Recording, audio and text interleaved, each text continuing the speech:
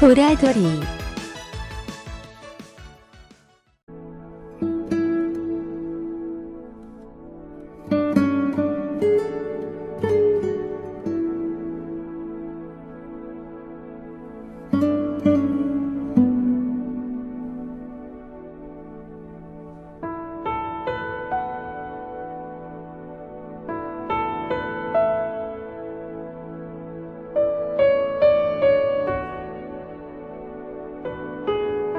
네, JV 우파방송 사전투표를 이용한 부정선거의 재구성이라는 제목으로 사전투표가 부정선거에 어떻게 이용되는지 알아보는 시간을 가지려고 합니다.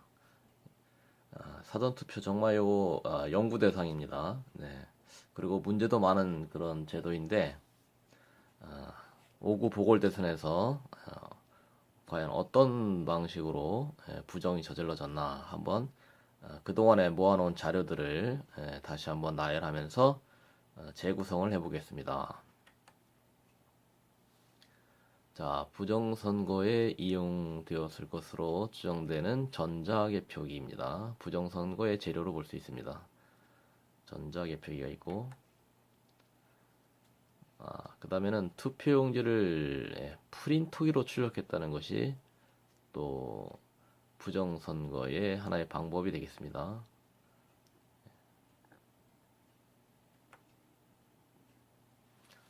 자, 투표관리관 도장으로서 확인 도장을 찍는 것을 도장을 찍지 않고 일률적으로 똑같이 이제 인쇄를 한 것. 자, 이런 것들을 이제 믹스를 해서 반죽을 해서 부정선거를 만들어냈는데, 자, 부정선거의 기본 구성은 일단은 첫 번째 가짜용지를 어떤 방법으로 만들었나 하는 것을 염두에 둬야 되고, 다음으로는 가짜용지를 만약에 바꿔치기 하면 어떤 방법으로 바꿔치기를 했을까에 초점을 맞춰야 됩니다. 그리고 부정선거 이제 의혹이 일게 되면 그거를 이제 어떤 방법으로 무마시킬 것인가 하는 이제 장치들도 있는 것 같고요. 결국에는 이제 부정선거라는 것은 우리 국민들이 믿고 맡긴 자들에게 이제 믿는 도끼 발등 찍힌 그런 형국이 되어 있습니다. 자, 가짜 용지 조달 방법은 이 프린터기로 투표용지를 출력한다는 방식에 있습니다. 저 투표용지가 발급된 수량은 선관위의 서버에서만 알 수 있거든요. 서버만 이제 장악하면 무한대 출력이 가능합니다. 무한대 출력. 서버 관리자가 만약에 부정선거 공범이 되면 부정의 어떤 대책이 없는 그런 방식이 투표용지를 프린터기로 출력하는 거죠. 프린터기가 동종이면 똑같은 용지가 나오기 때문에 진짜 용지, 가짜 용지 구분할 수 없는 거죠. 거기에 이제 진짜와 가짜를 구분할 수 있는 유일한 방식이 투표용지 진짜에다가 진짜라는 것을 확인해주는 투표관리관이 이제 도장을 찍는 일이 필요한데 그걸 날인이라고 하죠. 투표관리관이 도장을 찍어서 이제 진짜 투표용지입니다 하는 걸 입증해줘야 되는데 저 투표관리관의 도장 자체를 프린터기에서 동시에 출력되게 투표용지 인쇄에 아예 포함시켰기 때문에 뭐 프린터기만 같은 종류다 하면은 어떤 장소에서든지 똑같은 투표용지를 발급할 수 있게 된 거죠. 이게 핵심입니다. 진짜 용지와 가짜 용지를 구분할 수 없게 만든 투표관리관의 도장을 인쇄하게 만든 것, 저것이 부정선거에 있어서 신의 한 수다라는 이제 결론에 이르게 됐습니다. 그전에는 다른 뭐 용지가 다르고 뭐 QR 코드에 뭐 비밀투표 침해 이런 것도 이제 많이 이제 집중을 했지만 좀 더 시간이 지나서 진짜 용지와 가짜 용지 구분은 어떻게 할 것이냐 하니까 그 정점에 투표관리관의 도장을 인쇄하게 한 것이 있다고요. 저걸 하기 위해서 이제 법에서는 투표관리관 도장을 찍으라고 되어 있는 것을 선관위가 이제 공직선거 관리 규칙을 개정을 해가지고 만들었죠. 그러니까 84조에 만들어서 84조 3항인가요? 예. 그 투표관리의 도장을 인쇄로 가름한다 이렇게 근거를 마련해서 투표관리관 도장을 인쇄하게 하는 것. 저것이 진짜 영주와 가짜 영주를 구분할 수 없게 만든 정말 신의 한 수입니다. 그리고 전자개표기는 왜 필요했나? 전자개표기로 이제 하게 되면 뭐 투표율, 득표율 이런 것들이 이제 전산으로 처리되니까 조작하기 쉽고 조작이 가능해지는 점 때문에 이제 전자개표기를 꼭 필요로 한 것 같고요. 또 이 전자개표기에서는 이제 국민들은 내용을 모릅니다. 서버의 내용을 전혀 모르고 서버에 정보 접근도 못하고 하니까 이제 오직 서버 관리자만이 이제 모든 것을 결정할 수 있고 정보를 장악하고 있는 것. 오직 서버 관리자의 정직성만 믿어야 하는 건데 이제 같은 선관위 직원들도 저 정보를 모르죠.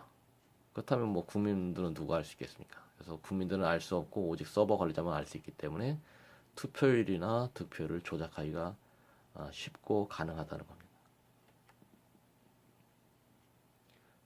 투표함은 바꿔치기 좋게 빼돌리기 좋게 만들려고 부직포로 만들었고요. 또 그 뚜껑에 그 열고 닫는 뚜껑의 봉이는 비닐 재질로 만들어져 있습니다. 투표함 자체의 부피를 많이 줄여버린 거죠. 부직포로 만들어 버리니까. 그래서 투표함을 빼돌리기 좋도록 부피를 줄여준 그런 방법이 부직포를 사용한 방법이고, 또 뚜껑에 열었다 닫았다는 봉인지라는 것은 이제 그거를 제거하게 되면 종이 재질로 되어 있으면 찢어지게 되는 것이죠. 찢어지게 되기 때문에 봉인지를 함부로 못 건드리는 건데, 5구 대선에서는 5구 보궐대선에서는 봉인지가 비닐 재질입니다. 비닐 재질이라는 것은 떼어내도 찢어지지가 않습니다. 그래서 떼었다 붙였다가 가능해지는 겁니다. 예. 그러니까 투표함을 투표 용지를 빼돌리기 좋게 만들어 놓은 것이 봉인지를 비닐 재질로 만든 것, 그리고 투표함 자체를 이동하기 빼돌리기 좋게 만든 것은 부직포로 만든 것, 이런 것들이 지금 부정선거의 재료가 되겠습니다. 자, 투표함 이동도 투표소에서 투표장 개표장까지 가는데 이것도 개인 차량으로 이동했다 이렇게 돼 있습니다. 개인 차량으로 이동했기 때문에 과연 이제 그 개인 차량들이 과연 정직하게 투표함을 이동시켰겠는가, 아니면 누군가 범죄에 가담한 자들이 투표함을 빼돌릴 경우에 어떤 대책이 있는가. 뭐 경찰관이 동승하게 되어 있다 했는데 그 규정을 지켰는지는 이제 나중에는 확인할 방법이 없기 때문에 아마도 투표함 이동 과정에 있어서도 개인 차량을 이동한 것은 적절치 않았다라는 지적을 꼭 해둘 필요가 있습니다. 자, 이제 또 부정선거를 되돌아보면 이 낙선 후보자의 때이른 승복 선언도 또 하나의 그 부정선거의 구성 요소가 되는 것 같습니다.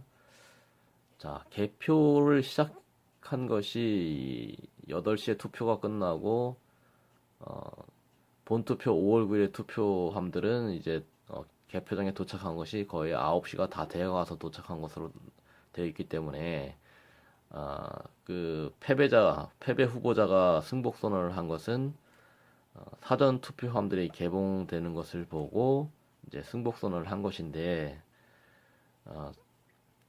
그 선거의 통계 결과치를 보니까 사전 선거하고 5월 9일 선거의 그 통계치가 너무나 차이가 큽니다. 후보자 간에 1위와 3위가 뒤바뀌는 식의 그런 편차가 발생을 합니다.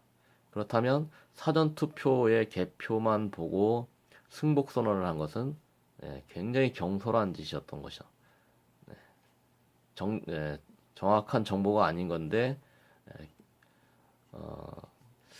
사전 투표함을 먼저 열어서 상대 후보로 하여금 승복하게 만들고 승자가 된 후보자는 당선 축하포를 쏘아 올리는 그런 일이 발생을 했는데 지금 이래 지나놓고 보면 그것조차도 하나의 시나리오에 들어있었던 것이 아니냐.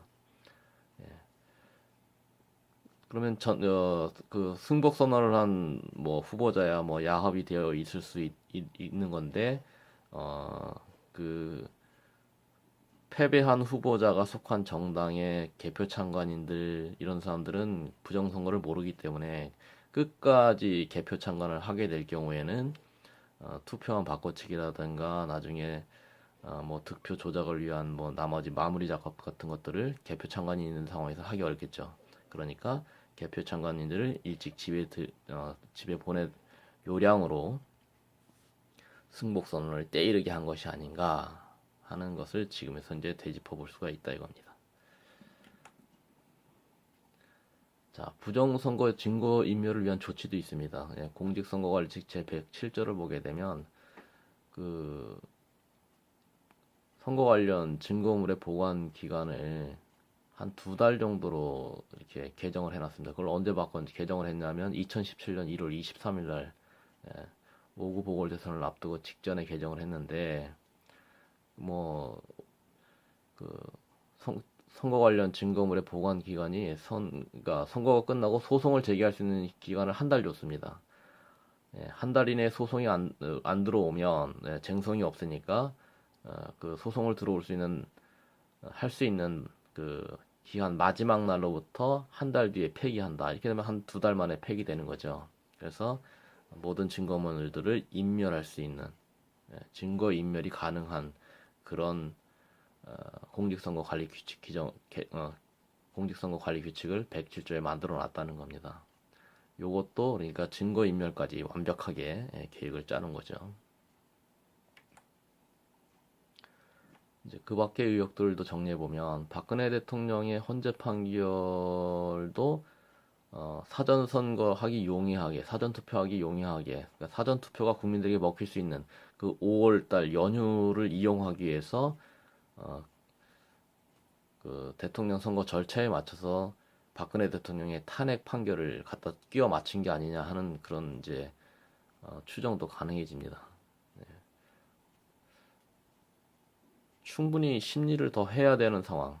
예를 들면 증거나 증인들 제대로 심리도 안 하고 막 무리하게 뭐 판결을 내려야 된다. 뭐 이정미가 사퇴하기 뭐죠 임기가 끝나기 전에 판결을 해야 된다 이래가면서 무리한 판결을 했었는데, 그러니까 그조차도 어쩌면 보궐선거를 사전 투표를 하긴 해야 되는데 국민들에게 그 사전 투표가 먹힐 수 있는 기간 5월의 그 연휴 기간을 이용하기 위해서 한 것이 아니냐는 그런 의혹도 있습니다. 자, 그리고 이제 부정선거에 대해서 후보자들이 꿀먹은 벙어리가 되어 있다. 이것도 참 특이한 현상이고, 또 모든 언론이 짜고 친 듯이 한마디도 부정선거에 대해서 하지 않습니다. 그러니까 완전 침묵하고 있습니다. 이것들도 이상한 현상입니다. 또한 이제 선관위원장이 대법원 판사로 되어 있습니다. 자, 그런데 우리 법 체계는 또 이 대통령 선거 무효 소송은 대법원에서 재판을 하게 만들어 놨습니다. 이거는 뭐 모순입니다. 그러니까 대법원에 제소를 하면 소송이 무력화될 수 있는 거죠.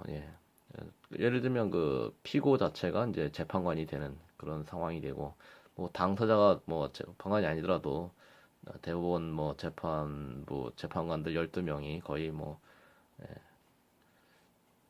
같은 집단의 일원이기 때문에 팔은 안으로 굽는 법이니 선관위원장을 피고로 해서 소송을 해봐야 별 소용없게 만드는 그런 비책이 아닌가 싶습니다. 그래서 지금 대한민국의 어떤 선거 제도나 법제는 참 오랜 기간을 두고 뭔가 계획된 시나리오대로 가고 있는 것이 아니냐 하는 생각까지 미칠 정도입니다.